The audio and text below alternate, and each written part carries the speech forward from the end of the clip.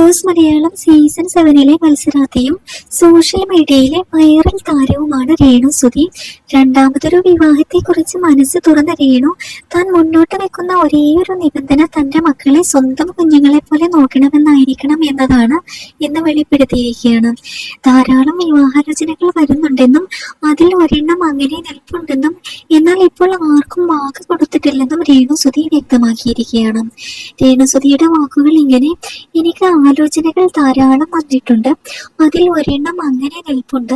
ഞാൻ അദ്ദേഹത്തോട് പറഞ്ഞത് എൻ്റെ മക്കളെ സ്വന്തം കുഞ്ഞുങ്ങളെ പോലെ നോക്കുന്നയാളാവണം എന്നാണ്.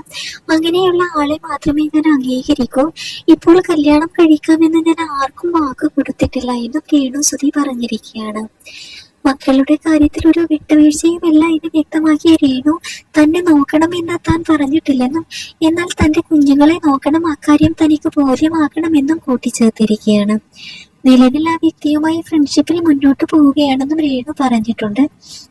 ആളെ ഇഷ്ടം പറഞ്ഞു, നോക്കാം, ആലോചിക്കാം എന്ന് പറഞ്ഞ് ഒരു സൈഡിലേക്ക് മാറ്റി വെച്ചിരിക്കുകയാണ്. അദ്ദേഹവുമായി താൻ ഫ്രണ്ട്ഷിപ്പിൽ പോകുന്നുണ്ട്. രേണു ഇക്കാര്യങ്ങളൊക്കെ പറഞ്ഞിരിക്കുന്നത് ഒരു ഓൺലൈൻ മാധ്യമത്തിന് നൽകിയ അഭിമുഖത്തിലാണ്.